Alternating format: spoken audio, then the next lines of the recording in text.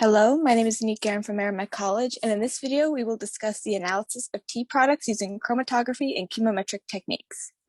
In this work, several herbal teas were analyzed with gas chromatography and mass spectrometry, and various types of extraction methods to test the potential of parallel factor analysis 2, or ParaFact2. ParaFact2 is an application that can further examine data and to help determine patterns and noticeable trends. The teas used are from the Celestial Seasoning or Herbal Tea Sampler, which contains chamomile, lemon zinger, peppermint, honey vanilla chamomile, and sleepy time flavored teas. About 0.25 of each of the tea leaves were placed in a 40 milliliter of a 10% ethanol and 90% water solution into a 50 milliliter flask.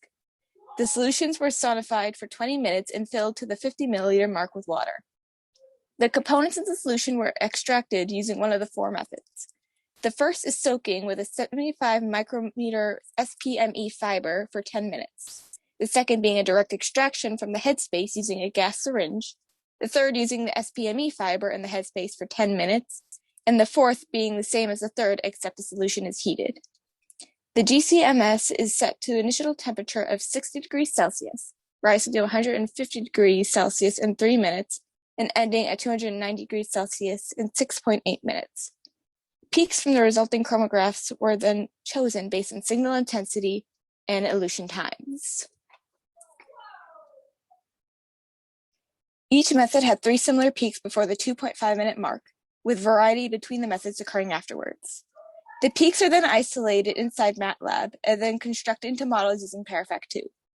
The model diagnostics are then recorded, specifically the number of iterations, the percent variance explained, the sum of the square residuals, and the core consistency value.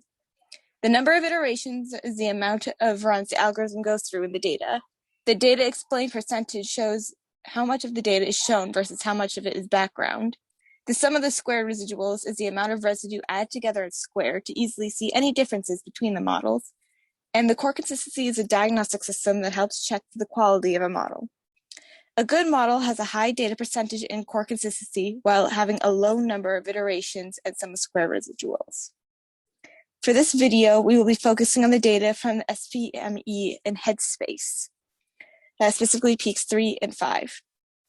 Peak 3 is an example of a single component peak. It only needs 3 iterations to produce a model that explains 99.992% of the data. Trying for a second, third, or fourth component will require a model with over 10,000 iterations, which exceeded the restriction set. This is a good example where a single component model can be used to correct for peak shifting and misleading intensity, and ParaFact2 can be used to straighten the data. Conversely, in peak 5 could create components 2 and 3 models. The second component model had a 99.607% data explained with 19 iterations, and the third component model had a 99.805% data explained from 1,189 iterations. The third component model straightens out most of the prominent peaks, fixing the intensities of the second red peak, and it removes the background noise as seen in yellow.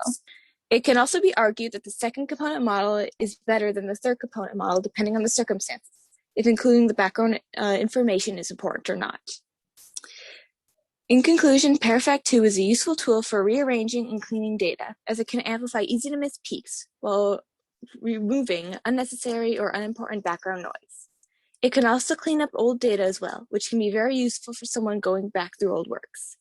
More work is needed to be done to determine which method is superior, as well as how the new data compares to the raw data to help further understand the full capacity of ParaFact2.